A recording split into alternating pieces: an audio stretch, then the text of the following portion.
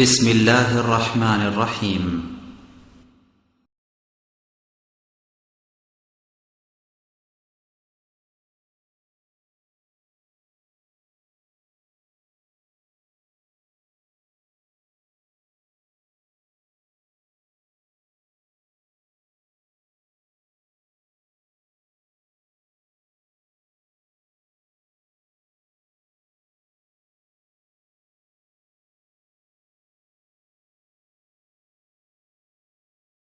আসসালামু আলাইকুম ওয়া রাহমাতুল্লাহি ওয়া বারাকাতুহু। ইন্নাল হামদালিল্লাহ নাহমাদুহু ওয়া নাস্তাঈনুহু মান ইয়াহদিহিল্লাহু ফালা মুদিল্লা লাহু ওয়া মান ইউদ্লিল ফালা হাদিয়া লাহু ওয়া আশহাদু আল লা ইলাহা ইল্লাল্লাহু ওয়াহদাহু লা শারীকা লাহু ওয়া আশহাদু আন্না মুহাম্মাদান আবদুহু ওয়া রাসূলুহু। أما بعد فأعوذ بالله من الشيطان الرجيم فاسألوا أهل الذكر إن كنتم لا تعلمون بالبينات والزبر. وقال الله تعالى في موضع آخر وما كان لمؤمن ولا مؤمنة إذا قضى الله ورسوله أمرا أن يكون لهم الخيرة من أمرهم ومن يعص الله ورسوله فقد ضل ضلالا مبينا. عن أنس رضي الله عنه قال قال رسول الله صلى الله عليه وسلم لا يؤمن أحدكم حتى أكون أحب إليه من والده وولده والناس أجمعين. رواه البخاري ومسلم. আহলে হাদিস আন্দোলন বাংলাদেশ ও বাংলাদেশ আহলে হাদিস যুব সংঘ নরসিংদী সাংগঠনিক জেলা কর্তৃক আয়োজিত জেলা সম্মেলন 2014 সম্মানিত সভাপতি, উপস্থিত মোহতারাম প্রধান অতিথি,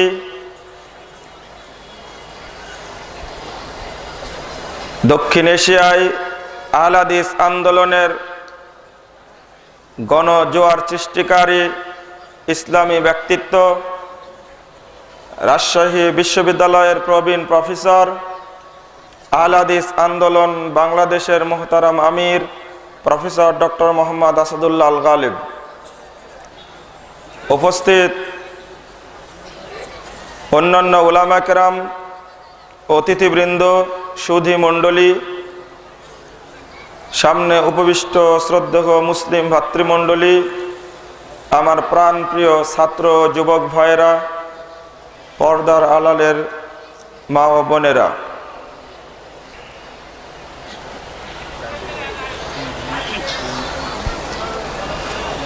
আল্লাহ রাব্বুল আলামিনের প্রশংসা এবং মুহাম্মদ সাল্লাল্লাহু আলাইহি ওয়াসাল্লামের প্রতি দরুদ পাঠের পরে আজকের সম্মেলনের আয়োজক বৃন্দ, বিশেষ করে আহলে হাদিস আন্দোলন বাংলাদেশ ও বাংলাদেশ আহলে হাদিস যুব সংঘ নরসিংদী সাংগঠনিক জেলার দায়িত্বশীল বৃন্দ,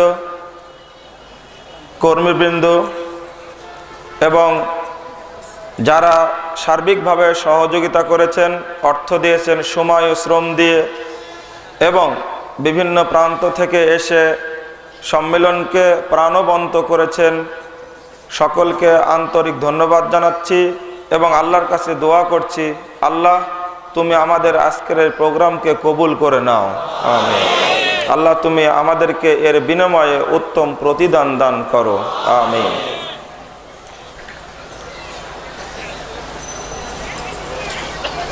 শরীয়ত অনুসরণের মূলনীতি,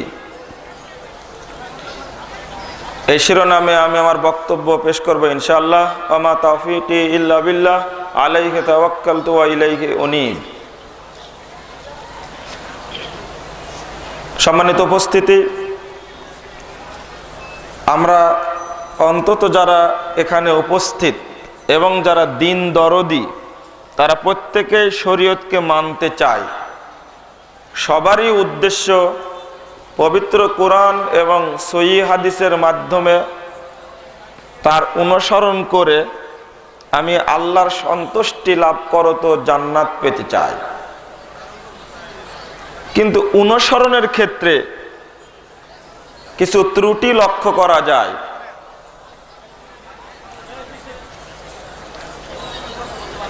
যদি আমি পবিত্র কোরআন এবং সহিহ হাদিসের মূলনীতিটা মেনে চলতে পারি, ইনশাআল্লাহ এক সময় আমরা আমাদের মঞ্জিলে অর্থাৎ উদ্দেশ্যে পৌঁছে যাব। কিন্তু রুটটা যদি, রাস্তাটা যদি উল্টা হয়, অন্য রাস্তা যদি চলতে থাকি, তাহলে কোশ্চিন কালেও আমরা আমাদের জান্নাত পানে চলতে পারবো না।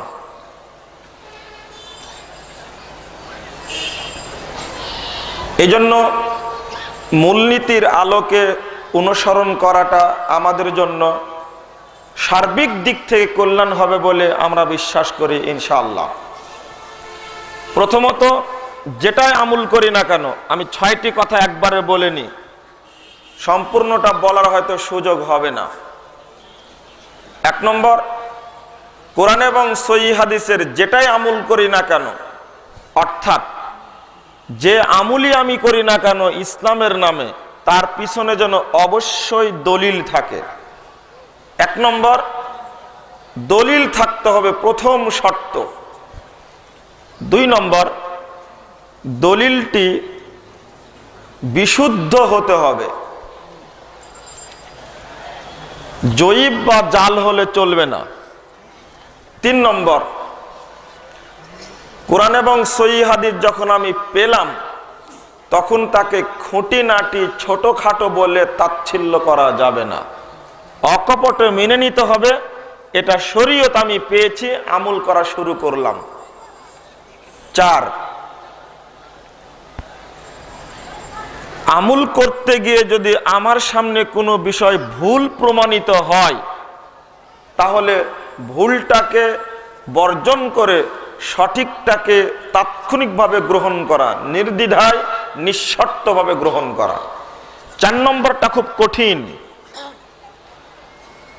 আমি 80 বছর যাবত একটি আমল করে আসলাম, হঠাৎ আলোচনায় শুনলাম আমলটি সঠিক নয়, তখন কিন্তু এটা আমি চেঞ্জ করতে পারি না, ভিতরে অহংকার সৃষ্টি হয়। তখন বলি 80 বছর তো করেইছি, বাঁচবার 5 বছর, এখন চেঞ্জ করে কি লাভ হবে না। 4 নম্বরটা হলো, যদি ভুল প্রমাণিত হয় সঙ্গে সঙ্গে ভুলটাকে বর্জন করে সহিটা গ্রহণ করতে হবে। 5, সঠিকটা আমল করার সময় দেখার প্রয়োজন নাই পৃথিবীর কত কোটি মানুষ আমল করছে, দেখার প্রয়োজন নাই মক্কার ইমাম সেটা করছে কি করছে না, কোন মাযহাবে চালু আছে আর কোন মাযহাবে চালু নেই, কোন ইমাম পক্ষে বলেছেন কোন ইমাম বিপক্ষে বলেছেন, কোন জ্ঞানী ব্যক্তি করছে আর কোন মূর্খ ব্যক্তি করছে, সেটা দেখার বিষয় নয়। যখন আপনার সামনে আমার সামনে প্রমাণিত হয়েছে হক, সেটা গ্রহণ করতে হবে, যদিও পৃথিবীর একজন আমল না করে। 6, আমল করতে গিয়ে কৌশল করা যাবে না এই মর্মে যে আমি এড়িয়ে যাব কৌশল করে। একটি উদাহরণ, টাকনুর নিচে কাপড় পরা হারাম, কিন্তু কৌশল বের করেছি যদি মুজা পরিহিত অবস্থায় থাকে তাহলে পরা যাবে। যাবে?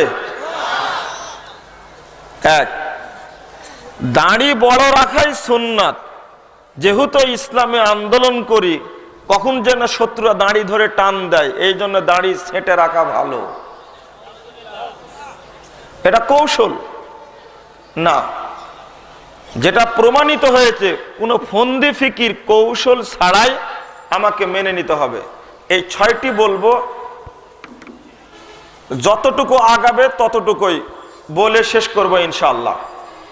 প্রথম কথা, যদি প্রথমটি আমি খুঁজতে যাই, ইনশাআল্লাহ আমার কাছে অনেকটাই, অন্তত 80% সারি বিষয়টা আমার কাছে স্পষ্ট হয়ে যাবে ইনশাআল্লাহ। প্রথমটি, অর্থাৎ যা আমি আমল করব দলিলের ভিত্তিতে করব। আল্লাহ বলছেন সূরা নাহল 43 এবং 44 নম্বর আয়াতটা খুলুন। ফাসআলু আহলা যিকরি ইন কুনতুম লা তা'লামুন। তোমরা যদি না জানো তাহলে যারা জানে তাদেরকে জিজ্ঞেস করো। ফাসআলু আহলা যিকর, এদিকে কথা চলছে, চুপচাপ বসে থাকতে হবে। মাত্র 3-4টা ঘন্টা চুপচাপ বসে থাকা যাবে না? ইনশাআল্লাহ বলুন। জি না, ইনশাআল্লাহ বলুন। এরপর আমিরা জামাত আসবেন, একজন উঠা বসা করবেন না। দীর্ঘদিন পরে পেয়েছেন, আমার মনে হচ্ছে যেন 2000 জেলখানা থেকে আসার পরে, জি অনেকদিন আগে 5 দোনা মাঠের সম্মেলনটা হয়েছিল। আজকে এসেছেন, এরপরে গতবার হয়নি, এবার নভেম্বরে পোস্টার ছাপা হয়নি, অনেক কাঠখড় পোড়ায় নিয়ে আসছেন। সুতরাং একেবারে পাথরের মতো বসে থেকে বক্তব্য শুনতে হবে। বলুন ইনশাআল্লাহ। আহলে জিকিরটা কি? এখানে আহলুল ইলম বলা হলো না কেন? ইলম ওয়ালা ব্যক্তি না বলে আল্লাহ আহলে জিকির শর্ত করলেন কেন? জিকির মানে ইন্না নাহনু নাযালনা যিকরা ওয়া ইন্না লাহু লাহাফিজুন, সূরা হিজর 9 নম্বর আয়াত। আল্লাহ বলেছেন আমি জিকির নাজিল করেছি, এই জিকিরকে আমরাই হেফাজত করব। তাহলে জিকির আল্লাহর পক্ষ থেকে এসেছে, যিনি আল্লাহর পক্ষ থেকে আসা বিধান অনুযায়ী কথা বলেন তাকে বলা হয় আহলে জিকির। এই জন্য আহলুল ইলম বলা হয়নি। প্রথম শর্ত, আপনাকে চূড়ান্তভাবে বিশ্বাসী হতে হবে যে এই এলাকার একজন আলেম মানুষ মাওলানা আমিন উদ্দিন, তিনি কোরআন এবং সহিহ হাদিস অনুযায়ী কথা বলেন। প্রথম আগে আপনাকে বিশ্বস্ত হতে হবে। তারপরে তার কাছে গিয়ে আপনি বলবেন আমাকে এই জিনিসটা বলে দিন। উনি যত বড়ই বিশ্বস্ত হোক না কেন, কোরআন এবং সহিহ হাদিস দ্বারা যত বড়ই কথা বলার লোক না হোক না কেন, দ্বিতীয় শর্ত হলো বিল বাইয়িনাত, তাকেও কথা বলতে হবে দলিল সহ। তারপরে আরেকটি শর্ত, তার কাছে গেলেন আর তিনি বলে দিলেন ঠিক আছে এটা করা যাবে, বুখারীতে আছে, দলিল হলো, কিন্তু স্পষ্ট হলো কি? আল্লাহ শর্ত করছেন ওয়াজ্জুবুর, দলিলটা যেন স্পষ্ট হয়। বললেই চলে আসলেন এমনটা নয়, মানুষকে জিজ্ঞেস করার মূলনীতি বলে দিয়েছেন আল্লাহ রাব্বুল আলামিন 3টি। আগে নির্ধারণ করতে হবে ব্যক্তিকে উনি কোরআন এবং সুন্নাহ অনুযায়ী কথা বলেন কিনা। 2 নম্বর, তার কাছেও জিজ্ঞেস করতে হলে তবুও দলিল লাগবে, দলিলটা স্পষ্ট হতে হবে। সহিহ বুখারী হাদিস নম্বর কত, খণ্ড নম্বর কত, পৃষ্ঠা কত, অনুচ্ছেদ কত, অধ্যায় কত। বুখারী এবং মুসলিম ব্যতীত অন্য কোনো হাদিস গ্রন্থের কথা বলতে হলে শেষে আরেকটি প্রশ্ন থাকবে, বলুন হাদিসটি সহিহ না জয়ীফ। তবে দলিল পেলেন। আর এটা কঠিন কাজ নয়, আপনাদের জন্য সহজ। এটা মাত্র 2টি মাসালার ব্যাপারে আপনি 5 জন লোককে জিজ্ঞেস করুন, এদেশের 5 জন আলেমের কাছে দ্বারস্থ হন, মাত্র 2টি মাসালা। 5 জন লোককে জিজ্ঞেস করার পরে 2টা মাসালা জিজ্ঞেস করলে প্রমাণিত হবে যে এই 5 জন ব্যক্তির কার কাছে আমি সব সময় জিজ্ঞেস করব, অবশ্যই প্রমাণিত হবে। বাংলাদেশের 4টি পত্রিকায় এক জায়গায় রাখুন, তার মধ্যে মাসিক আত্মাহারিক রাখুন। এই 5টি পত্রিকা পড়ার পরে আপনার কাছে প্রমাণিত হবে আমার জীবনে কোন পত্রিকা পড়া লাগবে। কি প্রমাণিত হবে না? ইসলামী অনেক পত্রিকা আছে, আপনি যাচাই করার জন্য 5টি পত্রিকা একদিন কিনুন, কেনার পরে আপনি 5টি পত্রিকা শুধু একটা সংখ্যা পড়ুন, পড়ার পরেই আপনার কাছে প্রমাণিত হবে আমাকে কোন পত্রিকাটা পড়তে হবে। 2টি বিষয় 5 জন আলেমকে জিজ্ঞেস করুন, আপনার কাছে 2টি বিষয় প্রমাণিত হবে। আমি আমার জিজ্ঞেস বিষয়গুলো কাকে জিজ্ঞেস করব এরপর থেকে প্রমাণিত হয়ে যাবে। এটা কি কঠিন বিষয়? বরং দুনিয়াবি যত বিষয় আছে তার চেয়ে সবচেয়ে সহজ। যতবার আপনি জমি কিনতে যাবেন দেখবেন আপনার কাছে ততবার প্রত্যেকটি বিষয় যাচাই করতে হবে, কিন্তু শরীয়ত যাচাই করার জন্য প্রত্যেকবার আলেমের কাছে যাওয়ার প্রয়োজন হবে না, ইনশাআল্লাহ অবশ্যই হবে না। এই একটি থিওরি অবলম্বন না করার কারণে, এই মূলনীতি না মানার কারণে সমাজে বিভক্তি সৃষ্টি হয়েছে। অনেক দলিল পাওয়া যায় না। আজকে অন্যতম একটি বিষয়, যদি কয়েকটা বিষয় উদাহরণ পেশ করি, অর্থনৈতিক ক্ষেত্রে একটি বিষয় আমি আপনাদের সামনে বলছি। সমাজে আজকে প্রচলিত হয়েছে, আগে ছিল না, জমি কটে নেওয়ার যে ব্যবসা বর্তমানে চালু হয়েছে। 1 বিঘা জমি আমি নিলাম, 2 লাখ টাকা দিলাম, টাকা যতদিন ফেরত না দেবেন ততদিন আমি জমি ভক্ষণ করব। এ ব্যবসা চালু নেই? জিজ্ঞেস করুন আপনার ইমাম সাহেবকে এই দলিলটা কোথায় আছে, যদিও বা ওই ইমাম সাহেব ওই ব্যবসার সাথে জড়িত হতে পারে। প্রথম জিজ্ঞেস করুন তাকে দলিলটা কোথায়। এই মর্মে তো কোনো দলিল নেই, বরং জমি লিজ নেওয়ার দলিল স্পষ্ট আছে। সহিহ বুখারী খুলুন, কিতাবুল বুয়ুর মধ্যে 2347 নম্বর হাদিসটা খুলুন, কেরায়ুল আরজ অধ্যায় বর্ণিত হয়েছে হাদিসটি। বলছিলাম যে জিনিসটি, অর্থাৎ 5 বছর চুক্তিতে আপনি টাকা দিয়ে জমি কিনে নিলেন, 5 বছর শেষ আমি জমি ফেরত পেলাম, টাকা ফেরত নেই, এই লিজ নেওয়া হলো শরীয়ত সম্মত। এটা আগে চালু ছিল, এটা উঠে গেল ওই সুদি কারবারটা চালু হওয়ার কারণে। পরেরটা গ্রহণ করলেন, দলিল কোথায়? কোথাও তো দলিল পাওয়া যাবে না। এটা অর্থনৈতিক বিষয়ে আপনি যখনই দলিল খুঁজতে যাবেন তখনই আপনার কাছে স্পষ্ট হবে যে আসলে তো এই মর্মে তো কোনো দলিল নেই, তখন মানা যাবে না। আল্লাহ রাব্বুল আলামিন দলিল তালাশ করতে বললেন। মুহাম্মদ সাল্লাল্লাহু আলাইহি সাল্লাম বলেছেন, সহিহ মুসলিম 2য় খণ্ডের 77 পৃষ্ঠা হাদিসটি বর্ণিত হয়েছে, মান আমিলা আমালান লাইসা আলাইহি আমরুনা ফাহুয়া রাদ। কেউ যদি কোনো আমল করে আর সেই আমল করার নির্দেশ আমি মুহাম্মদ দেইনি, ফাহুয়া রাদ, ওটা প্রত্যাখ্যাত, ওটা বর্জনীয়, ওটা চলবে না, ওটা করা যাবে না। আপনি খুলুন হাদিস। দলিল পেশ করতেন মুহাম্মদ সাল্লাল্লাহু আলাইহি সাল্লাম, তার প্রমাণ দেখুন। আল্লাহর নবী একটি রাস্তা তৈরি করলেন, করার পরে বললেন হাযা সাবিলুল্লাহ, এটা হলো আল্লাহর রাস্তা। সুম্মা খাত্তা খুতুতান আন ইয়ামিনিহি ওয়া আন শিমালি, অতঃপর ডানে এবং বামে অনেকগুলো রাস্তা করলেন। করার পরে বলেছেন ওয়া হাদিহি সুবুলাল্লাহ কুল্লি সাবিলিন শাইতান ইয়াদু ইলাইহি, প্রত্যেকটি রাস্তায় শয়তান বসে আছে, তার দিকে ডাকছে। অতঃপর তিনি এই সুজা দাগটির উপরে ডান হাতটি রেখে বলছেন, সাহাবীরা শোনো। এবার দেখেন দলিল পেশ করছেন মুহাম্মদুর রাসূলুল্লাহ সাল্লাল্লাহু আলাইহি ওয়াসাল্লাম, ওয়া আন্না হাযা সিরাতি মুস্তাকিমান ফাত্তাবিউহু ওয়া লা তাত্তাবিউস সুবুল।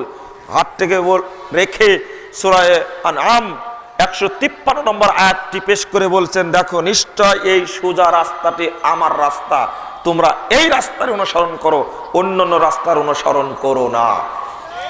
4141 নম্বর হাদিস, মুসনাদে আহমদ হাদিস পেলাম। আল্লাহর নবী কথা বলতে দলিল পেশ করতেন, বহু হাদিসে বর্ণিত হয়েছে। কেউ প্রশ্ন করলে উত্তর না জানা না থাকলে তিনি চুপ থাকতেন, ওহী নাজিল হলে তারপরে কথা বলতেন। দলিল ছাড়া কথা বলতেন না। শুধু তাই নয়, সাহাবা কেরামও দলিল ছাড়া কথা বলতেন না। ওমর রাদিয়াল্লাহু আনহু বলছেন, আকিম আলাইহিল বাইয়িনা, ওই তুমি দলিল পেশ করো। খুলুন সহিহ মুসলিম 2য় খণ্ডের 210 পৃষ্ঠা। বলছেন, এই আবু মুসা আশআরী, তুমি যা বললে তার পিছনে দলিল পেশ করো। আওয়ালা উদিয়ান্না যহরাকা ওয়া বাতনাকা, যদি দলিল না পেশ করতে পারো তোমাকে বেত দ্বারা পিটায়া পিঠ চিরে তোমাকে হত্যা করবে। দলিল জানতে চাইতেন সাহাবা কেরাম। রাখুন, চলুন ইমামদের কাছে, প্রসিদ্ধ ইমামগণের মাঝে একজন ইমাম, তার নাম জগৎ বিখ্যাত ব্যক্তিত্ব ইমাম আবু হানিফা রাহিমাহুল্লাহ।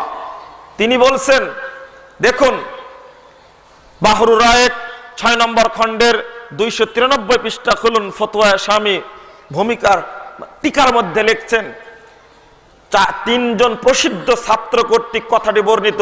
ইমাম আবু হানিফা এই কথাটি যে বলেছেন এটা একেবারে বিশুদ্ধ সনদে বর্ণিত হয়েছে 3 জন ছাত্র কর্তৃক। একজন ইমাম ইউসুফ, একজন ইমাম জুফার, একজন হলো আফিয়াত ইবনে ইয়াসিদ। 3 জন ছাত্র কর্তৃক একই সূত্রে বর্ণিত হয়েছে। কি কথা? ইমাম আবু হানিফা বলছেন, লা ইয়াহিল্লু লি আহাদিন আই আখুযা বিকাউলিনা মা লাম ইয়ালাম মিন আইনা আখাযনাহু। কেউ যদি আমাদের পক্ষ থেকে এমন কথা বলে যে কথার দলিল সে জানে না, সেটা তার পক্ষে বলাটা হারাম। ইমাম আবু হানিফার নামে যদি বলি, ইমাম আবু হানিফা রাহিমাহুল্লাহ বলেছেন, মহিলারা সালাতে হাত বাঁধবে বুকের উপরে, পুরুষরা বাঁধবে নাভির নিচে।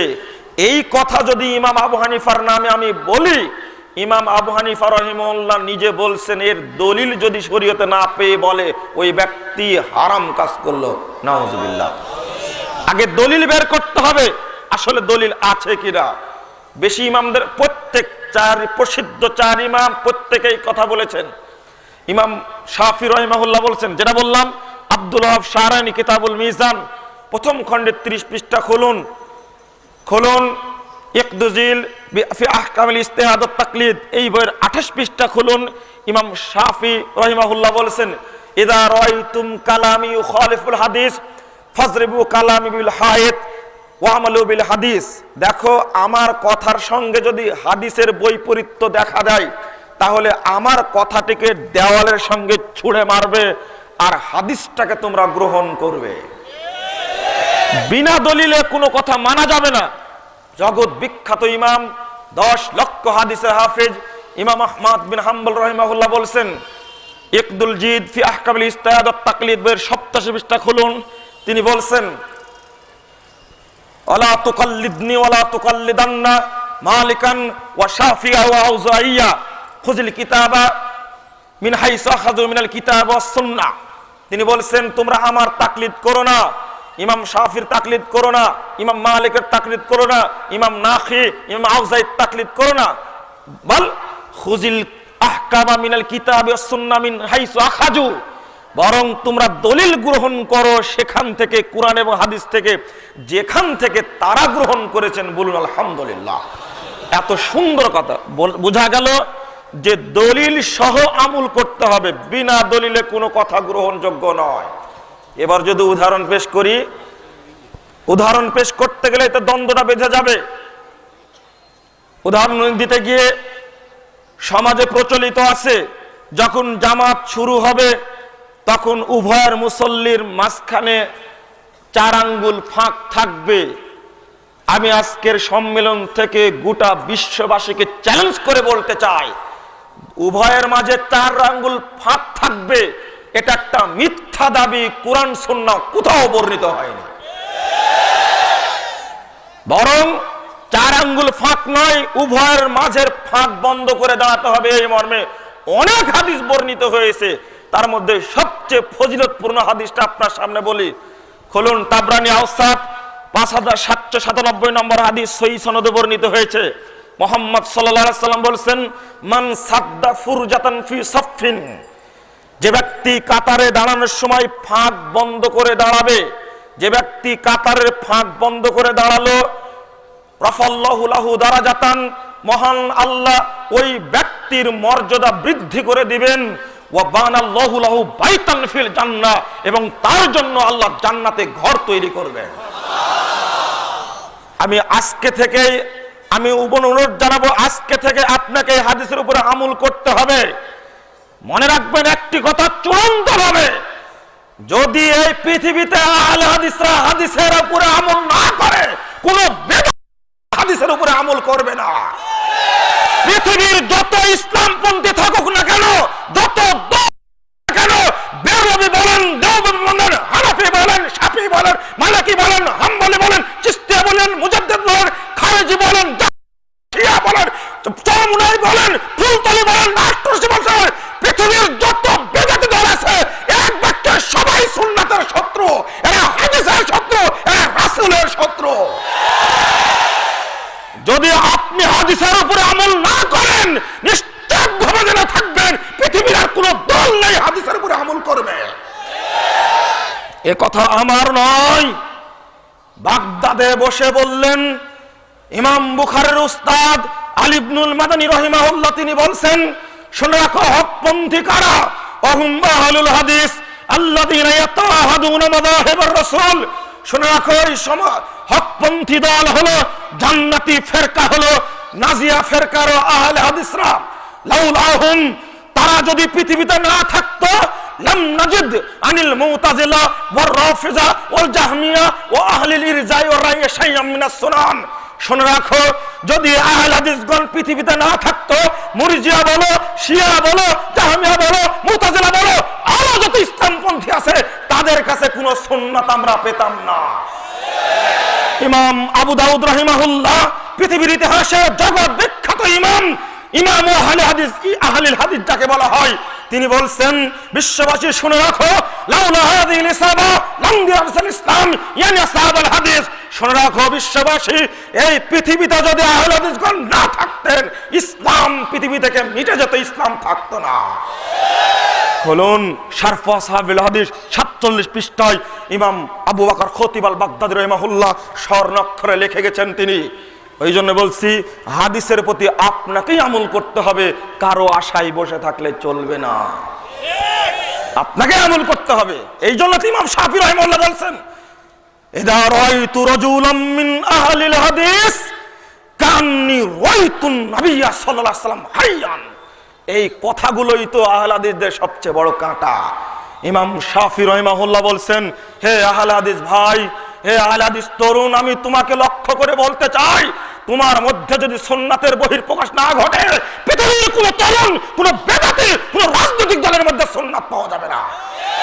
ইমাম শাফি বলছেন, ইদা রাআইতু রাজুলাম মিন আহলিল হাদিস, যখন আমি কোন আহলে হাদিস ব্যক্তিকে দেখি, স্বয়ং যেন আমি মুহাম্মদ সাল্লাল্লাহু আলাইহি সাল্লামকে জীবিত অবস্থায় দেখতে পাই। এত বড় মর্যাদা কারোর মধ্যে নেই, আপনাকেই মানতে হবে।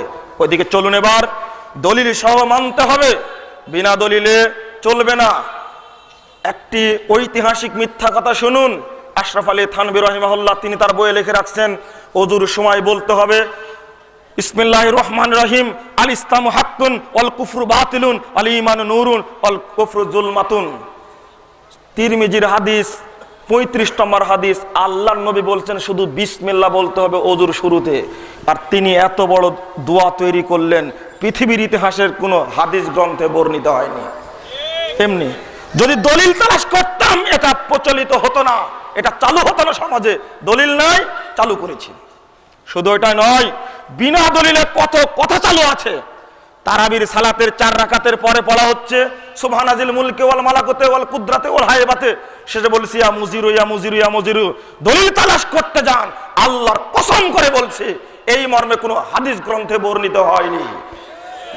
বরং প্রত্যেক সালাতের পরে যেগুলো বলি, এটাই আমাকে বলতে হবে। দেখেন তৈরি করে রেখেছে, রমজান মাসে বিশাল দোয়া বলা হয়, আল্লাহুম্মা সুমতু লাকা ওয়া তাওয়াক্কালতু আলা রিজকিকা ওয়া আফতারতু বিরহমাতিকার রাহিম। এটা জাল হাদিসও নাই। আপনারা হাসবেন না, আমি বলছি আপনাদেরকে এই মর্মে বলতে চাচ্ছি। আমি এখনো কিন্তু জাল হাদিস বলিনি, জয়ীফও বলিনি। এর পরের পয়েন্টে জয়ীফ এবং জাল হাদিস আসবে। এখন যেগুলো বলছি, এর পিছনে কোনো দলিল নাই। দলিল খুঁজতে গেলেই তো পড়বেন আপনি, আগে দেখুন দলিল আছে কিনা।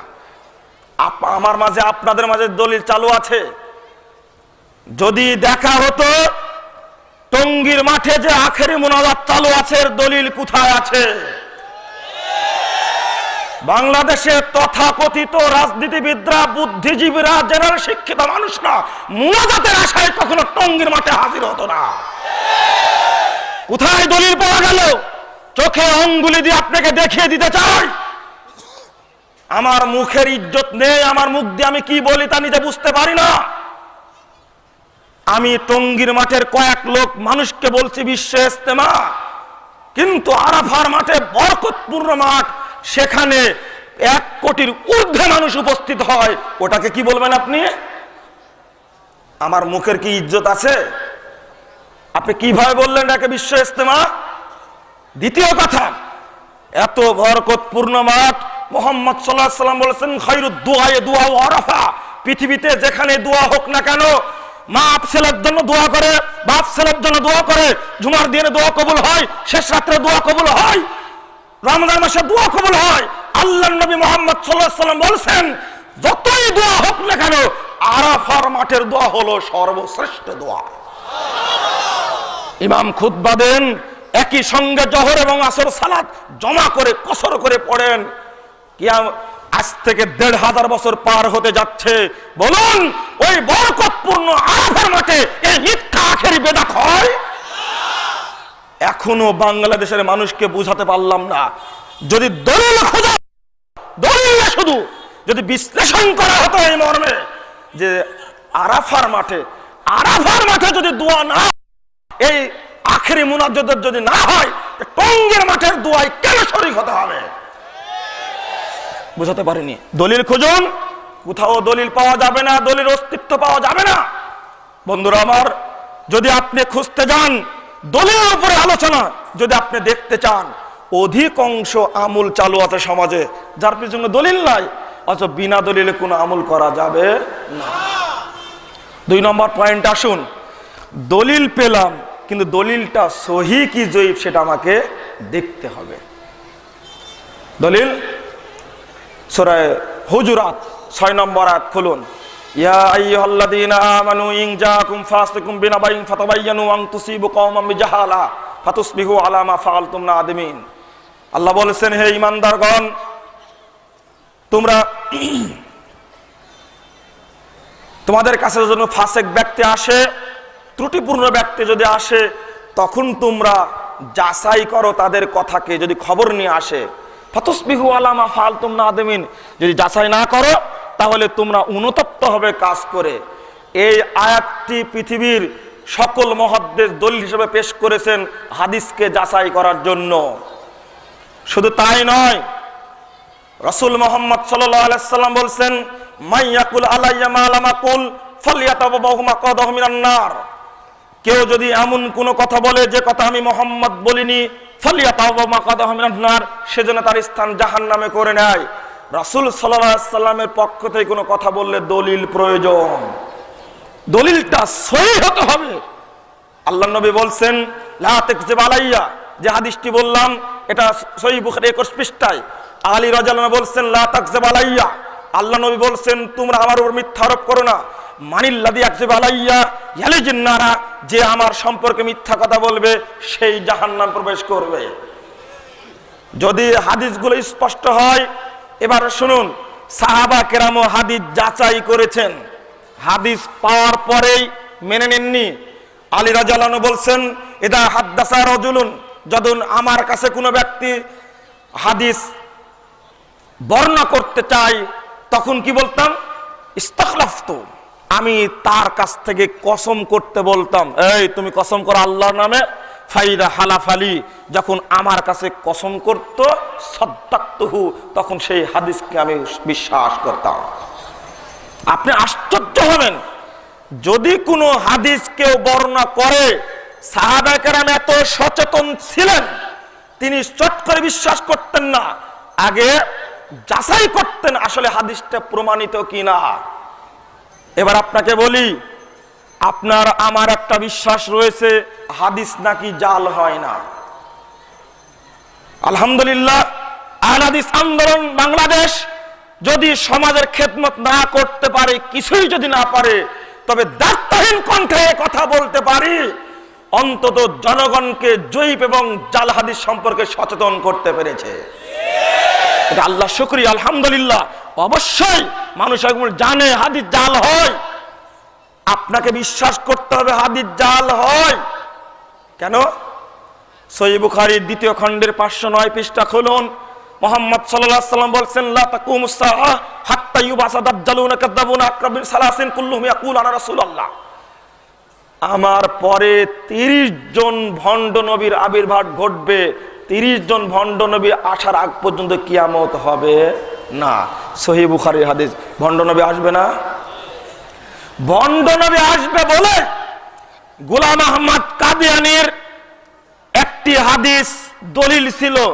গোলাম আহমদ কাদিয়ানী বলছে যে মুহাম্মদ সাল্লাল্লাহু আলাইহি ওয়াসাল্লাম শেষ নবী নয়। বলুন নাউজুবিল্লাহ। কারণ তার একটা দলিল ছিল জাল হাদিস। আপনারা যদি এই হাদিসকে বিশ্বাস করেন তাহলে এখনই কাফের হয়ে যাবেন। লা নাবিয়্যা বাদি, আমার পরে কোন নবী আসবে না, ইল্লা ইয়াশা আল্লাহ, আল্লাহ চাইলে আসতে পারেন। কি আল্লাহ চাইলে আসতে পারেন না? পারেন। দেখেন আপনারা বলছেন পারে। দেখেন বদমাশ মুসাইলামা কাজ্জাব কোন জায়গায় হাত দিয়েছে হাদিসের।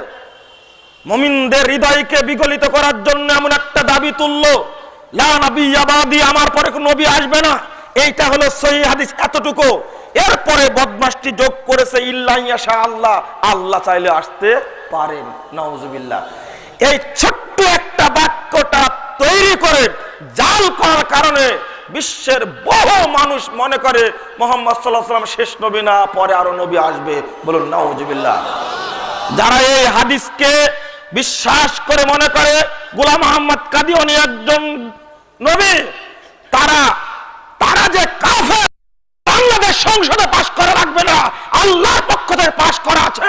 মুহাম্মদের পরে কিয়ামত পর্যন্ত যে নবী বলে দাবি করবে, নিঃসন্দেহে সে কাফের, নিঃসন্দেহে কাফের, নিঃসন্দেহে কাফের।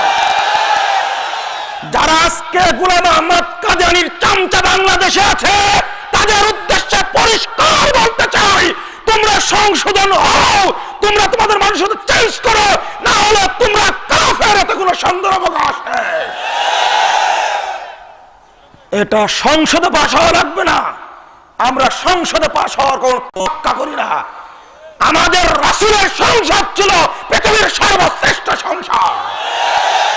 সুদ হারাম, নতুন করে বাংলাদেশে হারাম ঘোষণা করার প্রয়োজন নেই। অতএব গোলাম আহমদ কাদিয়ানী একজন কাফের ছিল, মিথ্যক ছিল, তার অনুসারীরাও কাফের এবং মিথ্যক, এটা কোনো সন্দেহ নেই। আপনি বলছেন হাদিস নাকি জাল হয় না, এটা বললেন কেন? এবার আপনি বলেন এই হাদিসটা কি মিথ্যা না সত্য? এটা মানবেন আপনি?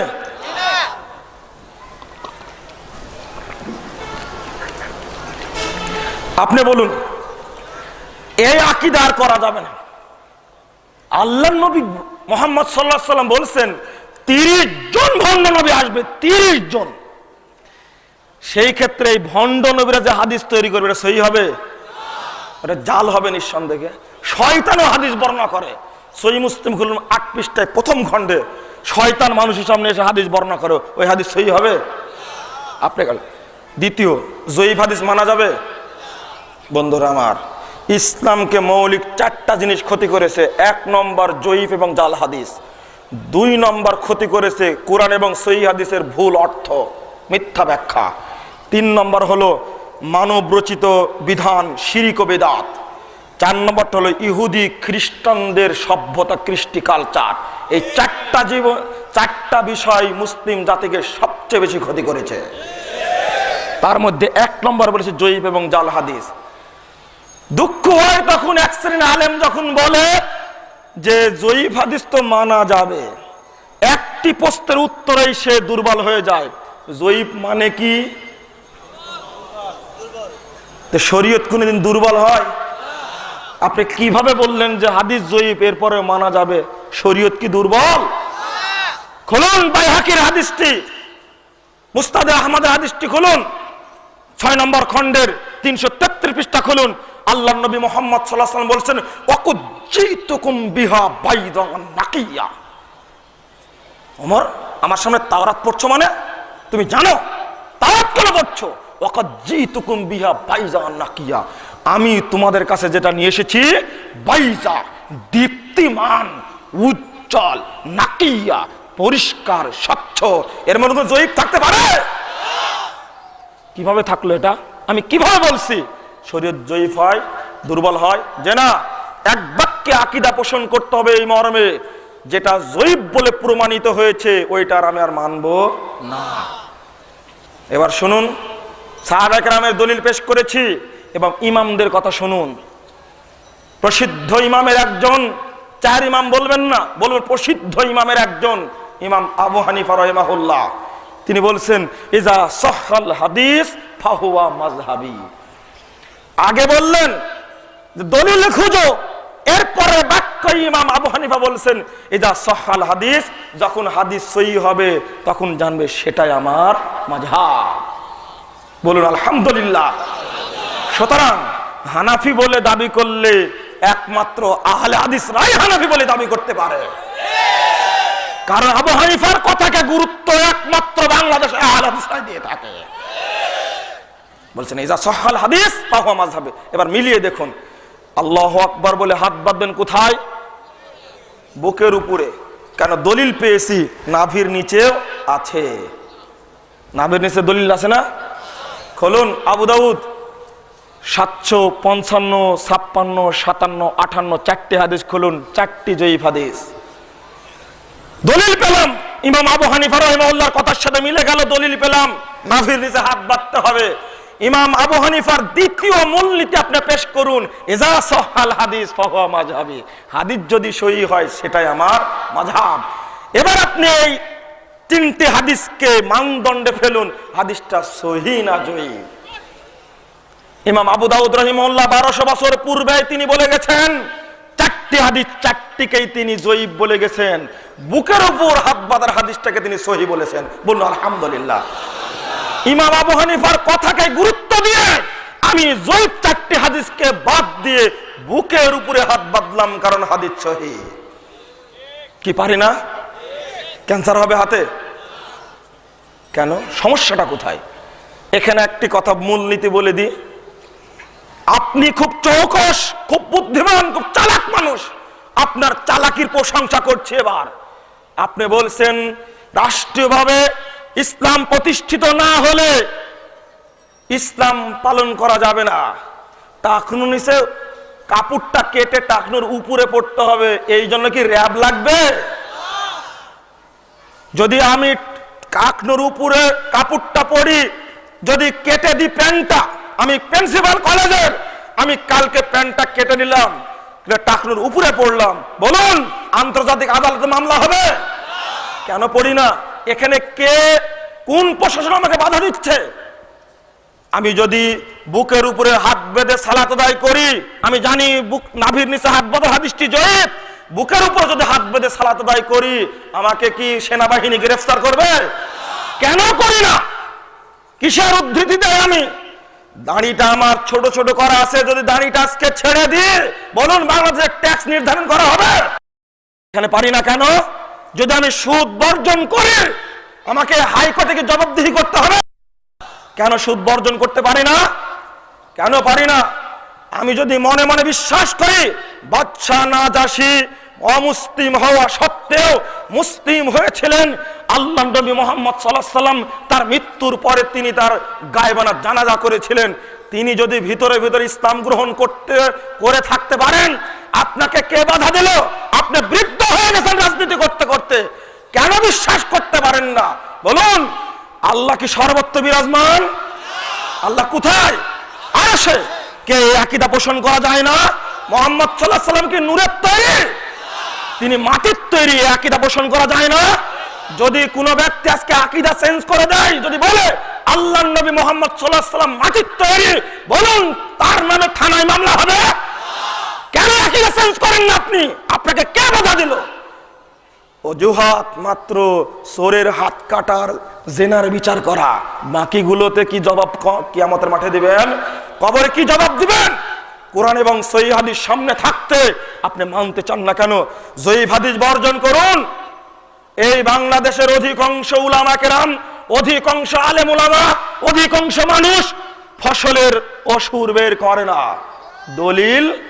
দলিলটা হলো হেদায়ার 593 পৃষ্ঠায় লেখা আছে, লা ইয়াস্তামিউ আলা মুসলিমে খারাজুন ওয়া আশরুন। মুসলিম ব্যক্তির উপরে জমির খাজনাও দিবে, আবার ফসলের অসুর বের করবে, এটা হতে পারে না।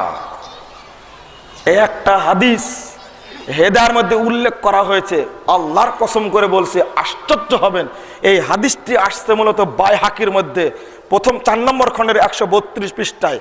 অর্থাৎ যে ব্যক্তি জমির খাজনা দেয় ওই জমির ফসলের ওসুর বের করবে না। এই হাদিসটি নিয়ে আসার পর ইমাম বাইহাকি বলছেন ইসনাদুহু বাতিলুন, এর সনদ কি মিথ্যা। হেদায়ার লেখক বুরহানুদ্দিন মারগিনানি তিনি 593 খ্রিস্টাব্দ হিজরিতে এই মৃত্যুবরণ করেছেন, তখন তিনি হাদিসটা নিয়ে আসছেন। কিন্তু বাইহাকি যে বললেন হাদিসটি জাল মিথ্যা, এই কথা আর তিনি বললেন না। এই মিথ্যা হাদিস চালু থাকার কারণে বাংলাদেশে অধিকাংশ মানুষ ফসলের ওসুর বের করে না।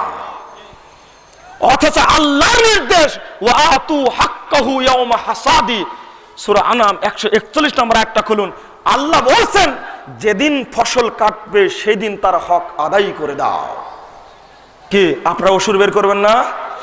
যদি ধ্যান ধারণা থেকে থাকে কারো, তাহলে চেঞ্জ করে যখনই আপনার নেশাব পরিমাণ হবে তখনই আপনাকে ওসুর বের করতে হবে। জৈব এবং জাল হাদিসই সবচেয়ে বড় সমস্যা। এমনকি বিশেষ করে শ্রেষ্ঠ ইবাদত সালাত জৈব এবং জাল হাদিস একেবারে পরিপূর্ণ। নাভির নিচে হাত বাঁধার হাদিসটা জয়ীফ হওয়ার কারণে জয়ীফটাই মানুষ আমল করছে।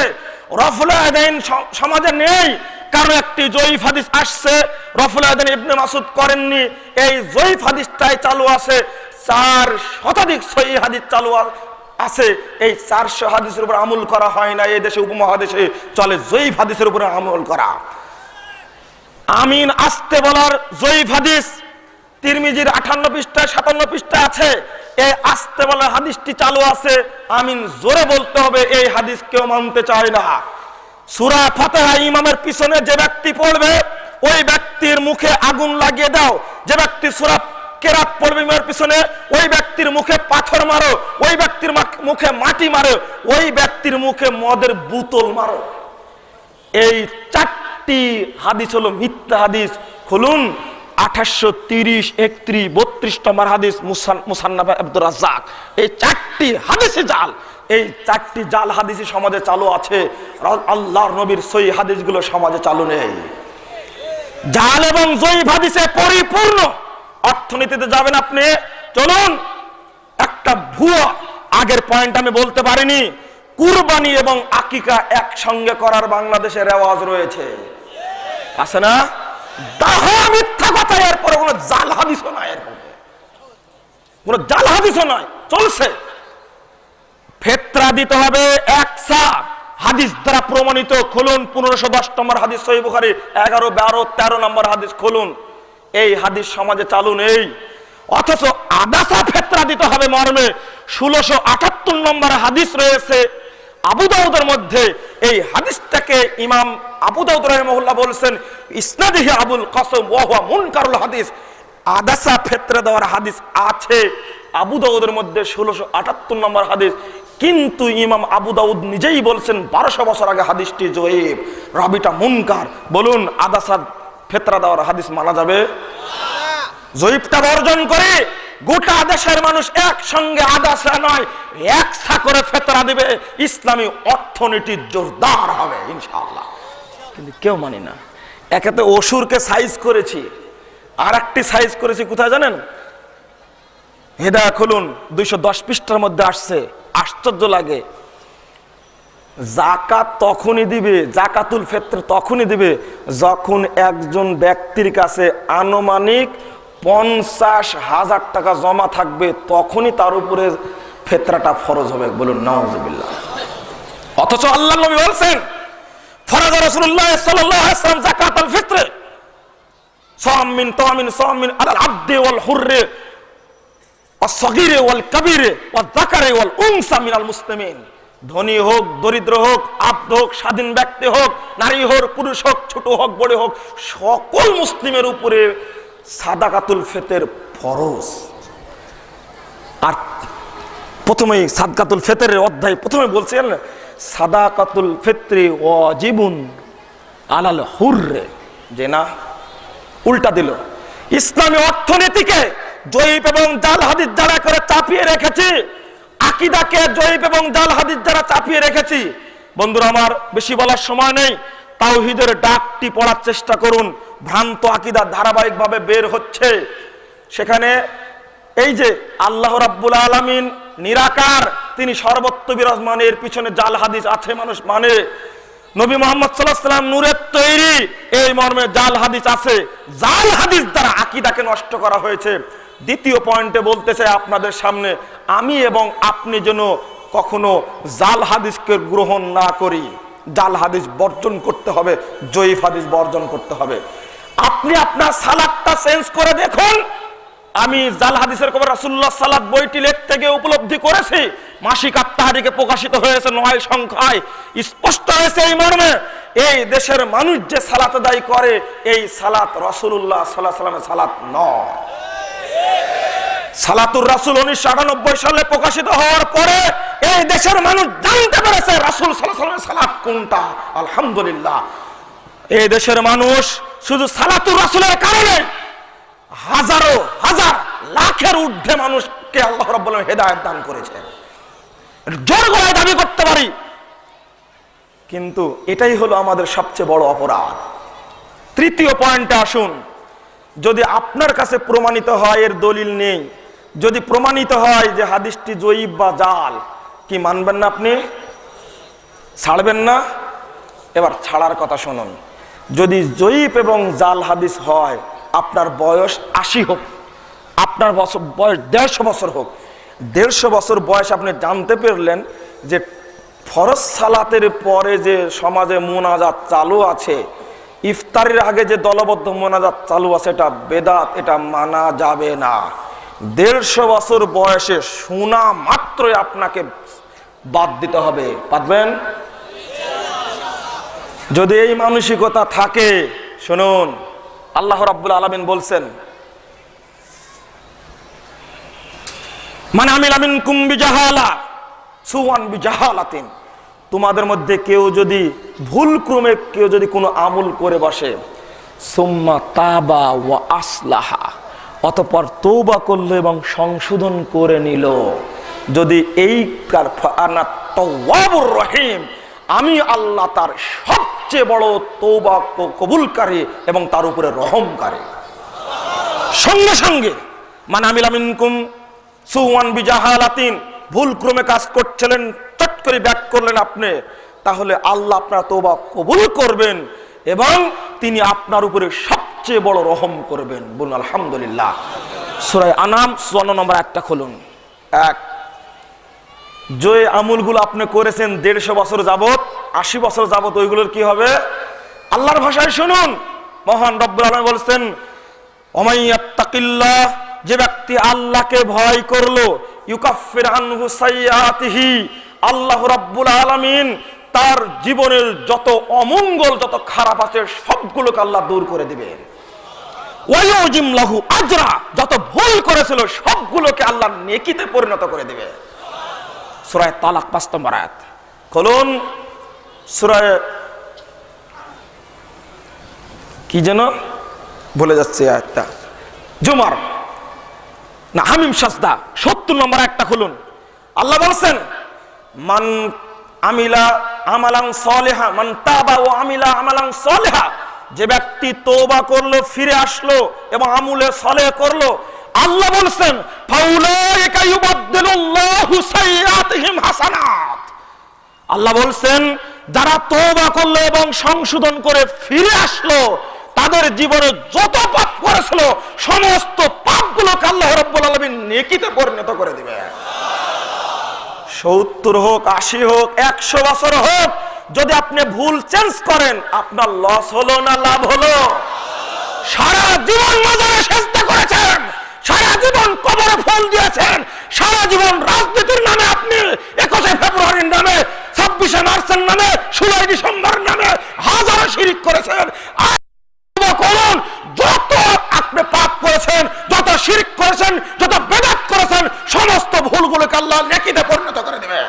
এটা আল্লাহর ওয়াদা। এটা আল্লাহ বলেছেন সূরা জুমার 50 নম্বর আয়াত খুলুন। আল্লাহ বলেছেন, লা তাকনাতু মির রাহমাতিল্লাহ, বান্দা তুমি আল্লাহর রহমত থেকে নিরাশ হও না। ইন্নাল্লাহা ইয়াগফিরু যুনুবা জামিআ, আল্লাহ বলছেন নিশ্চয় আল্লাহ যাবতীয় পাপ ক্ষমা করে দিবেন, যাবতীয় পাপ ক্ষমা করে দিবেন। বন্ধুরা আমার বলছেন জুনুব শব্দটি একটু বুঝাই। শব্দটা জুনুব জানবুনের জমা জুনুব, জানবুন মানে একটা পাপ, জুনুব বললে জীবনে যত পাপ আছে সব পাপ বোঝায়। এরপরে বান্দাকে বুঝানোর জন্য আবার আল্লাহ বলছেন জামিয়া, একেবারে জীবনের শুরু থেকে শেষ পর্যন্ত যত পাপ আছে শুধু আল্লাহর কাছে চাইলে সমস্ত পাপ আল্লাহ ক্ষমা করে দেবেন। সূরা জুমার 53 নম্বর আয়াতটা খুলুন। বন্ধুরা আমার, যেটা আমি বলতে চাচ্ছিলাম, আপনি ভুল করলে যদি সংশোধন করলেন আপত্তি আছে? বন্ধুরা আমার, বুঝবেন জেলে যাওয়ার পরে ইনশাআল্লাহ আগামী দিনে বাংলাদেশের ইতিহাস নতুন ভাবে রচিত হবে ইনশাআল্লাহ। আহলে হাদিস আন্দোলন যে মানুষকে পথ দেখাতে পারে, নির্দেশনা হকের নির্দেশ দিতে পারে, হেদায়েত যে আল্লাহ মানুষকে করতে পারেন। দুই শ্রেণীর মানুষ হেদায়েত হয় না, আমিরে জামাত বলে থাকেন, একটা হলো মৌলবী আর একটা হলো বুড়া। এই মানুষটা, এই দুইটা শ্রেণীর হেদায়েত হয় না, বুড়া আর মৌলবী। আহলে হাদিস আন্দোলন এবং বহু বুড়া এই হেদায়েত পেয়ে তারা সংশোধন হয়েছে আলহামদুলিল্লাহ। আগামী দিনে নতুন ইতিহাস রচিত হবে ইনশাআল্লাহ। শুধু এতটুকু বলছি, আপনাকে বলছি, আপনি মুরব্বী হতে পারেন, গোলামি করবেন না। গোলামি করার দরকার নেই। কোরআন এবং সহিহ হাদিস পেয়েছেন, মেনে নিন। কিন্তু আজ পর্যন্ত এই দুই আযান ছাড়াতে পারা গেল না, আর মুনাজাত ছাড়াতে পারা গেল না। আপনি ঐক্য হবেন কিভাবে? ঐক্যের গান আমি গাচ্ছি, দুবাইয়ে গিয়ে পিস টিভিতে আলোচনা করতে গিয়ে ঐক্যের গান আমরা গেয়েছি। দুবাইয়ে এক টেবিলে আলোচনা করেছি, সেখানে জাল জয়ীব বলার সাহস হয়নি। যখনই বিমানবন্দরে এসেছি তখনই শুরু করেছি জাল এবং জয়ীব হাদিস গাওয়া। কি ঐক্য হবে? কখনোই হতে পারে না। ঐক্যের মানদণ্ড হলো পবিত্র কোরআন এবং সহিহ হাদিস। ব্যাকটাইম কণ্ঠে আপনাদের বলে দিচ্ছি, এই মর্মে জয়ীব এবং জাল হাদিস ছাড়ুন। আশ্চর্য লাগে, সামান্য জাল জয়ীব হাদিস যদি না ছাড়তে পারি, বেদাত যদি না ছাড়তে পারি, যে বেদাতটা হলো পচা বেদাত, মুনাজাত ছাড়তে পারলেন না। মুনাজাত আপনি একাকি করুন, কত হাদিস নেবেন? যখন ইচ্ছা তখন করুন। কবরস্থানে গিয়ে আপনি একাকি মুনাজাত করুন। আপনি দলবদ্ধ মুনাজাত করতে গিয়ে সমাজে ফিতনা সৃষ্টি করছেন। ফরজ সালাতের পরে, ঈদের পরে, বিবাহের পরে, এই মজলিসের পরে, সম্মিলনের পরে, ইফতারের আগ মুহূর্তে এই বেদাতি মুনাজাত চালু থাকার কারণে আর বেদাতি দুই আযান চালু থাকার কারণে ঐক্যবদ্ধ করা যাচ্ছে না। এটা মানসিক ভাবে আপনি বর্জন করুন। উলামায়ে কেরামের ফতোয়া খুলুন। এখানে আপনি এতটা এই ভুলটা সংশোধন করতে পারছেন না কেন? বন্ধুরা আমার, যতদিন পর্যন্ত এই রসম নিয়ে বসে থাকবেন, আপনি ঐক্যের গান গাচ্ছেন। ফার্সি কবি বলছেন, দারমিয়ানে কারে দরিয়া তাখতাবন্দা কারদা বাজি গিরে কে দামান হুশিয়ার বাস, তার মা কোন হুশিয়ার বাস। ফার্সি কবি বলছে, দেখেন, তরঙ্গ বিক্ষুব্ধ সাগর মাঝে ফেলে দিলে মোরে রক্তক্তায়, বেঁধে দিলে মোরে তক্তায়, বলে দিলে ফের সাবধান আঁচল যেন ভিজে না যায়। কি বুঝলেন না কথা? ফার্সি কবি বলছে যে দারমিয়ানে কারে দরিয়া তাখতাবন্দা কারদা, তুমি তো আমাকে সাগরের মধ্যে তক্তার উপরে বেঁধে দিলে, আর বলছে এই তোর জন্য কাপড় না ভিজে যায়। এটা হবে? আপনি ওয়াজ করছেন ঐক্যের, এদিকে মিলাদের অনুষ্ঠান ছাড়েন না একটা, হবে? আজীব ব্যাপার। ঐক্যের মানদণ্ড কি? ওয়াতাসিমু বিহাবলিল্লাহি জামিআ ওয়া লা তাফাররাকু। আপনি বেদাতকে ধরে আসেন, শিরিককে ধরে আসেন, আর বলছেন ঐক্য করবেন, যেন অসম্ভব। আমি আজকে বলতে চাই, হে তরুণ সমাজ, রাখো বুড়াদের কথা। আমি তরুণ ছাত্র ভাইদেরকে আহ্বান জানাবো, ডক্টর ইকবালের মতো, কাজী নজরুলের মতো আজকে বাংলাদেশের প্রেক্ষাপট, আজকে তথাকথিত পাশ্চাত্যের মতবাদ, পাশ্চাত্য সংস্কৃতি দ্বারা এই বাংলাদেশের 16 কোটির মধ্যে প্রায় 15 কোটি মুসলমানের উপর অত্যাচার করা হচ্ছে। আজকে ব্রিটিশরা 190 বছর রাজত্ব করে ব্রিটিশদের মুসলমানদের উপরে, মানুষের উপরে অত্যাচার করে এদেশের মানুষকে একেবারে শেষ করে দিয়েছে, অর্থনীতি বন্ধ করে দিয়েছে, লুণ্ঠন করে, চুরি করে করেছে, ওই যুগ আজকে আসছে। ওই ব্রিটিশ বিরোধী আন্দোলনের সময় ব্রিটিশদের অত্যাচারে সহ্য না করতে পারে নৌজনরা, সিপাচারেরা, মুনিশিরা অগ্রগামী হয়ে তাদের বিরুদ্ধে আন্দোলন করে ব্রিটিশদেরকে শাস্তি করে 7 সমুদ্র 13 দূরে পার করে তাদেরকে পাঠিয়ে দিয়েছে।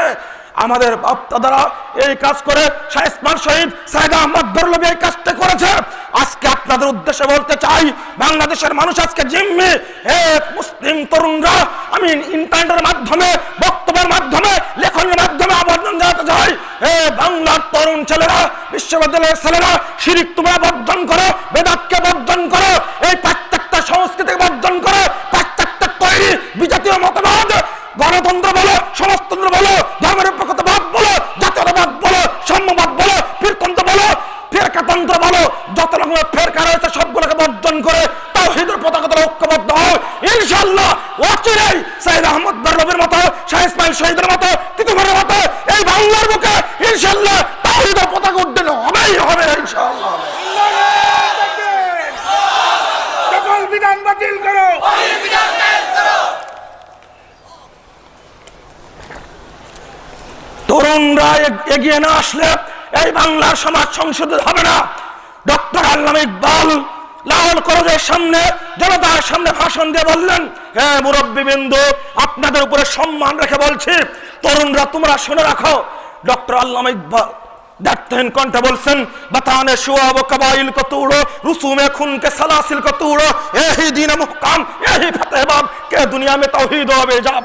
তিনি বলছেন, যত রকমের দলীয় বিভক্তি রয়েছে সবগুলোকে ভেঙে চুরমার করে দাও, যত রকমের রসম রেওয়াজ রয়েছে সমস্ত রসম রেওয়াজকে মাটির তলে দলিয়ে দাও, ভেঙে চুরমার করে দাও।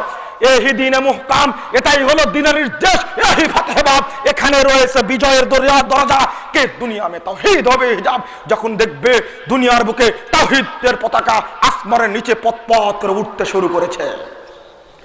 ডক্টর আল্লামা ইকবাল এমনিতে এই কথা বলেননি, তিনি দায়িত্বহীন কণ্ঠে যেমন বলেছিলেন, বাংলার স্বাধীনতার কবি, বিদ্রোহী কবি, মুসলিম চেতনার কবি, তিনি তরুণদেরকে লক্ষ্য করে বলছেন, দুর্গমগিরি কান্তার মরু দস্তুর পারাপার, লঙ্ঘিত হবে রাত্রি নিশে যাত্রী হুঁশিয়ার, দুলিতেছে তরি ফুলিতেছে জল, ভুলিতেছে মাঝি পথ, কে আসো জোয়ান হও আগিয়ার, হাকিছে ভবিষ্যৎ, এ তুফান ভারী দিতে হবে পারি, নিতে হবে তরিবা। স্বাধীনতা এমনি আসেনি, এক শ্রেণীর তরুণ ইসলামী তরুণদের মাধ্যমে গণজাগরণের সৃষ্টি হয়েছে, এক শ্রেণীর প্রচেষ্টায় তৈরি হয়েছে। আজকে বাংলাদেশের মানুষ জিম্মি, আজকে ভুল নিয়েই বসে আছি। আমি এই ভুল নিয়েই মুনাজাত নিয়ে বিতর্ক করছি। যদি বিতর্ক না থাকতো, ডক্টর আসাদুল্লাহ গালিব হাফিজাহুল্লাহ তাআলা, আল্লাহ তার উপরে রহম করুক, 150 বছর পরে আহলে হাদিস সমাজের নতুন করে আন্দোলনের ঢেউ তিনি সৃষ্টি করেছেন, আলহামদুলিল্লাহ। ওই ঢেউ জড়ো হয়ে বহু তরুণের আগমন ঘটেছে, একদিনে তো হয় না। দেখে গিয়েছিলেন সাইদ আহমদ বেরলভী, শাহ ইসমাইল শহীদ, তিতুমির, তারা আন্দোলন তৈরি করে গেছিলেন, স্বাধীনতাকেও দেখতে পাননি। আমরা কখনো ভীতু নয়, নিরাশ নয়। এই বাংলাদেশের বুকে আহলে হাদিস যুব সংঘের মাধ্যমে, যুব সমাজের মাধ্যমে সেই এবং বেদাতের ভিত উপড়ে ফেলা হবেই হবে ইনশাআল্লাহ, কিন্তু কোনো সন্দেহের অবকাশ নাই। এতটুকু কুসপরোয়া নেই, যদি সামনে এগিয়ে যায় আমরা ঐক্যবদ্ধভাবে এই ভুল সংশোধন হবে। বন্ধুরা আমার, আরেকটি হাদিস আপনাদের সামনে বলি। মুহাম্মদুর রাসূলুল্লাহ সাল্লাল্লাহু আলাইহি ওয়াসাল্লাম বলছেন, কুল্লু ইবনে আদম খাত্তাউন ওয়া খায়রুল খাত্তাইনা তাওয়াবুন। তিরমিজি খুলুন 176 পৃষ্ঠায় 77 পৃষ্ঠা। আল্লাহ নবী মুহাম্মদ সাল্লাল্লাহু আলাইহি ওয়াসাল্লাম বলছেন, প্রত্যেক আদম সন্তান ভুলকারী, আর যার ভুল সংশোধন করে তওবা করে তারাই আল্লাহর কাছে শ্রেষ্ঠ বান্দা। কি শ্রেষ্ঠ বান্দা হতে চান না? যে ভুলগুলোর কথা আমরা বলে থাকি, চেঞ্জ করলে সংশোধন করতে আপত্তি আছে না? 3টা মূলনীতি বলেছি, সামনের দিকে আর একটা বলা যায় কিনা? বন্ধুরা আমার, আরেকটা মূলনীতি আমাদের সামনে, আমরা অনেক দলিল আছে। উমরে ফারুকের যদি ভুল হয়, আপনার ভুল হতে পারে না? আবু বকর রাদিয়াল্লাহু যদি ভুল হয়, আপনার ভুল হতে পারে না? পৃথিবীর ইতিহাসের শ্রেষ্ঠ ব্যক্তিত্ব সাইয়্যিদুল মুরসালিন মুহাম্মদ সাল্লাল্লাহু আলাইহি ওয়াসাল্লাম, তারও ভুল হয়েছে, হয়নি? আল্লাহ ওহির মাধ্যমে সংশোধন করে দিয়েছেন। শরীয়ত কিন্তু ভুল নয়, তিনি মানুষ, তার ভুল হয়েছিল। সহিহ বুখারী খুলুন, প্রথম খণ্ডের 69 পৃষ্ঠা খুলুন। আল্লাহর নবী 4 রাকাত সালাত না পড়ে 2 রাকাত পড়ে বলছেন আমি কয় রাকাত পড়েছি? 4 রাকাত পড়েছি। সাহাবেরা ভুল ধরে দিলেন না? সুসেদার বিধান নাজিল হলো। আল্লাহর নবীর ভুল হয়, উমর ফারুকের ভুল হয়, আবু বকরের ভুল হয়, আলী রাদিয়াল্লাহু আনহুর ভুল হয়, আপনার ইমাম সাহেবের ভুল হয় না, বাইতুল মুকাররমের ইমামের ভুল হয় না। আপনার আকীদা এতই পচা, আপনার আকীদা বিশ্বাসটা এতই পচা। 46 বছর যাবত এক ইমাম খুতবা দিচ্ছে বুড়া, ওর পুঁজি হলো বুগদাদি কায়দা, তার নাকি ভুল হয় না। অথচ সিলসিলা দেখুন, নবী রাসূলদের ভুল হয়েছে, আল্লাহ সংশোধন করে দিয়েছেন। সাহাবা কেরামের ভুল হয়েছে, তারা সংশোধন করে নিয়েছেন। এক, অনেক ক্ষেত্রে তো জানাও না থাকতে পারে, হতে পারে না? এটা সব জিনিস একজন জানবে, তা কে বলেছে? এই পয়েন্টটা সবচেয়ে গুরুত্বপূর্ণ পয়েন্ট বন্ধুরা আমার। যেমন একটা বিষয়, প্রেক্ষাপট, আপনার উদ্ধৃতি দেন, আগের আলেমগণ কি ভুল করেছেন? এক, এক। দ্বিতীয় হলো, আপনারা বলেন তারা কি কিছু জানতেন না? আশ্চর্য, নিঃসন্দেহে তারা অনেক বড় বড় আলেম ছিলেন, তবে তারা সব জানতেন, এই কথা কি ঠিক? তারা অনেক জানতেন, এতে কোনো সন্দেহ নেই, তবে সব জানতেন এই কথা ঠিক নয়। তো ভুল হতে পারে বন্ধুরা, ওইদিক যাচ্ছে না। আর একটা পয়েন্ট এখানে আপনাদের বলছি, আপনারা কালেকশন যারা করবেন তারা কালেকশনের জন্য প্রস্তুতি নিন। আমিরে জামাত কিছুক্ষণের মধ্যে ইনশাল্লাহ চলে আসবেন। আমি আগেই দাবি করেছি, একজন উঠা বসা করবেন না, একেবারে পাথরের মতো বসে থেকে তার নসিহতগুলো শোনার চেষ্টা করবেন। যেটা বলছিলাম আপনাদের সামনে, যে আমল করতে গিয়ে আপনি দেখবেন না যে কে করছে, কত সংখ্যক লোক করছে, কত বড় জ্ঞানী মানুষ করছে। আপনি বলেন একটি কথা, আরে দারুল উলুম দেওবন্দের প্রিন্সিপাল, দারুল উলুম দেওবন্দ, তিনি কি ভুল করতে পারেন? দেখবেন ভুল করতে পারেন কিনা আমি দেখাই দিই আপনার। ভুল শুধু দারুল উলুম দেওবন্দের প্রিন্সিপাল মাওলানা মাহমুদুল হাসান সবাই চিনেন।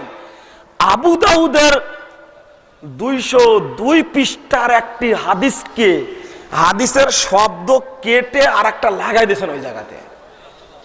কি দেখলেন এবার আপনি? ওখানে ছিল ইশরিনা লাইলাতান, 20 রাত্রি, ওই জায়গায় করেছেন ইশরিনা রাকাতান, 20 রাকাত করেছেন। হলো? আর আপনি বলছেন অত বড় আলেম কি ভুল করতে পারে? শুনুন, যাদের আকীদায় জন্ডিস আছে এরা কিছু চাবালেও হলুদ হবে, দেখলেও হলুদ হবে না। এই জন্ডিসের আকীদা নিয়ে, জন্ডিস যুক্ত আকীদা নিয়ে, পচা আকীদা নিয়ে কুরআন এবং সহিহ হাদিস দেখলে চলবে না। 55 বছর যাবত সহিহ বুখারী দার্স দিয়ে গেলেন একজন ব্যক্তি, তার চোখে নাকি 1 রাকাত বেতের কোনোদিন পড়েনি। সহিহ বুখারীর হাদিস খুলুন, 556 নম্বর হাদিসটা, 136 পৃষ্ঠা। বলছেন প্রথম হাদিসটা, আল বিত্রু রাকাতুন ওয়াহিদা আখির লাইল, বেতের 1 রাকাত। এই হাদিসটা নাকি 55 বছর বুখারী পড়েছেন, একদিনও চোখে পড়েনি। এটা হলো? ওই যে বললাম আকীদায় কি আছে? জন্ডিস আছে। তাহলে কি আপনি বলবেন গোটা দেশের লোক যেদিকে সেদিকে আমি আপনাকে উদ্ধৃতি দেই? এই যে বাড়িতে গিয়ে ফজর সালাত পড়বেন, আপনার মসজিদে কতজন মুসল্লি উপস্থিত থাকবে আর কতজন ঘুমিয়ে থাকবে? বলুন, বেশি মানুষ সালাতে উপস্থিত হবে না বেশি মানুষ ঘুমাবে? তারাই ভালো। এই দেশের সুদখোর বেশি না সুদ না খাওয়া মানুষ বেশি? তাহলে যারা সুদ খায় তারাই ভালো। এ দেশের বেহায়া মহিলা বেশি না পর্দাশীল মহিলা বেশি? তাহলে আপনার মহিলাদেরকে বেহায়া বানান, কেন বানাবেন না? যদি সংখ্যায় যে ত্রুটিপূর্ণ হয়, এক শ্রেণীর ভাই আমাদেরকে বলেন কেন মক্কায় যে 20 রাকাত তারাবি হয়, আপনার মাথায় কোনো বুদ্ধি আছে? মক্কা কি শরীয়তের দলিল? শরীয়তের দলিল কি? পবিত্র কোরআন এবং সহিহ হাদিস। আজ থেকে মাত্র কিছুদিন আগে 1346 হিজরি পর্যন্ত 1340 হিজরি পর্যন্ত দীর্ঘ 856 বছর এই কাবার চতুর্পার্শ্বে 4 মুসাল্লা ছিল। এটা কি জায়েজ? আল্লাহর নবীর কবরের উপরে গম্বুজ তৈরি করা হয়েছে, এটা কি জায়েজ? এই তুর্কিদের আইন চালু আছে, আর সেটাই আপনি যদি শরীয়ত মনে করেন চলবে যে না, সব ভেঙ্গে ফেলে দিয়েছেন, অপেক্ষায় থাকুন, এই সমস্ত শরীয়ত বিরোধী কাজেরও একদিন পতন হবেই হবে ইনশাআল্লাহ। সৌদি আরব উঠে যাবে। অতএব সৌদি আরবের ইমাম আমার দলিল নয়। অনেকে বলেন গোটা বিশ্বের মানুষই তো মোনাজাত করে, শুধু আপনারা বলেন মোনাজাত চলবে না, তাই না? আপনি কেন? আপনার কোনো দাম নেই, আমার কোনো দাম নেই, দাম হলো শরীয়তের। শুধু একটি হাদিস বলি, মুহাম্মদুর রাসূলুল্লাহ সাল্লাল্লাহু আলাইহি ওয়াসাল্লামের সুন্নাতকে মর্যাদা দিতে গিয়ে একজন মাত্র 6 এবং 7 বছরের ছেলে দ্বারা সাহাবায়ে ইমামতি করিয়েছিলেন। সহিহ বুখারী 2য় খণ্ডের 105 এবং 6 পৃষ্ঠা খুলুন।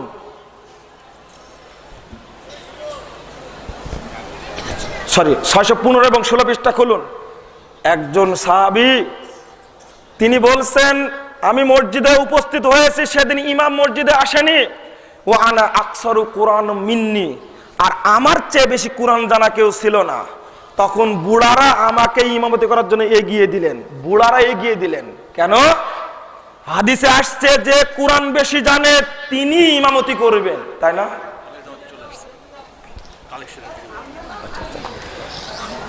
তখন তাকে সামনে দেওয়া হলো। সাহাবী বলছেন, ও আনা ইবনু সাবি সিত্তিন ও সাবি সিনিন, আমি তখন 6 বা 7 বছরের ছেলে। ফালাম্মা সাদাতু তালাক্কাসাত আলাইয়া, যখন সেজদায় গিয়েছি তখন আমার কাপড় উলাম হয়ে গেছে। দেখেন, ইমামতি করার হকদার সুন্নাতের মর্যাদা দিতে গিয়ে সুন্নাতের মর্যাদা এখানে থাকবে, আপনার মর্যাদা কোনো দাম নেই। যেটা শরীয়ত সেটা গ্রহণ করতে হবে। দুঃখজনক হলেও সত্য, আমাদের দেশে সুন্নাতের মর্যাদা নেই, সংখ্যার মর্যাদা আছে, জ্ঞানের মর্যাদা আছে, নবীর মর্যাদা নেই। সম্মানিত উপস্থিতি, আমি আপনাদের উদ্দেশ্যে দায়িত্বহীন কণ্ঠে বলতে চাই, আহলে হাদিস আন্দোলন যে ধারা চালু করেছে, সালাফিদের ধারা, অর্থাৎ নবী মুহাম্মদ সাল্লাল্লাহু আলাইহি সাল্লামের যুগের যে আমল এবং আকীদা ছিল সেটা প্রতিষ্ঠার ধারা চালু করেছে। আপনারা তাদের শরীক হয়ে ধন্য হয়েছেন বলে আমি আশা করি, আলহামদুলিল্লাহ। বন্ধুরা আমার, আমি আগেই বললাম কালেকশনের বিষয়টা আপনারা দেখার চেষ্টা করবেন। মোহতারাম আমিরে জামাত চলে আসছেন, এখন জাগরণী হবে একটি, আর আপনারা তার মাঝে যার যার সাধ্য আছে আহলে হাদিস আন্দোলনের এই সম্মেলনকে সফলভাবে বাস্তবায়ন করার জন্য আপনারা নিজের মুক্ত হস্তে দান করার চেষ্টা করবেন। আল্লাহ আপনাদের তৌফিক দান করুক, আল্লাহুম্মা আমিন। সম্মানিত উপস্থিতি, এই বাংলাদেশের বর্তমান চিত্রকে পরিবর্তন করতে চাইলে এক শ্রেণীর কর্মী বাহিনী ছাড়া সম্ভব নয়। আজকে বাংলাদেশ আহলে হাদিস যুব সংঘ মানুষের সামনে স্পষ্ট করে দিয়েছে, মাসিক আত্মহারিক স্পষ্ট করে দিয়েছে এই দেশের সংস্কার কিভাবে হতে পারে। তাই আমি আহলে হাদিস আন্দোলন বাংলাদেশ ও বাংলাদেশ আহলে হাদিস যুব সংঘের সাথে সংশ্লিষ্ট হয়ে এবং সুনামনির সাথে সংশ্লিষ্ট হয়ে, আহলে হাদিস মহিলা সংস্থার সাথে সংশ্লিষ্ট হয়ে কুরআন এবং সহিহ হাদিসের এই আন্দোলনকে দুর্বার করার জন্য বিনীত আহ্বান জানাচ্ছি। আল্লাহ আমাদের তৌফিক দান করুক, আল্লাহুম্মা আমিন। সকলকে আমার পক্ষ থেকে, আমার কেন্দ্রীয় সংগঠন বাংলাদেশ আহলে হাদিস যুব সংঘের পক্ষ থেকে আবারও ধন্যবাদ ও মুবারকবাদ জানিয়ে আমি আমার আলোচনা শেষ করছি। বন্ধুরা আমার, আপনারা একটি টাকা হলেও আপনারা দান করবেন এবং কেউ নিজে বিরত থাকবেন না। আমিরে জামাত বলে দিয়েছেন আগে নিজে টাকা দাও। জাযাকাল্লাহ খায়রান। আমার পকেটে যে টাকা না দেন 100 টাকা সবাই দেন। আলহামদুলিল্লাহ, আমি 200 টাকা দিয়ে শুরু করেছি, আলহামদুলিল্লাহ। আপনারা সবাই এটা একটা বৈঠকি দান। যখন আন্দোলন পরিচালিত হয় তখন দেওয়া আর পরে দেওয়া এক সমান নয়। সুতরাং আপনারা যখন জোরদার আন্দোলন চলছে তখন বেশি বেশি দান করার চেষ্টা করবেন। আল্লাহ তৌফিক দান করুক, আল্লাহুম্মা আমিন। আকুলু কওলি হাদা আস্তাগফিরুল্লাহ ওয়া লাকুম ওয়া লিসাইরিল মুসলিমিন। আসসালামু আলাইকুম ওয়া রাহমাতুল্লাহি ওয়া বারাকাতুহু।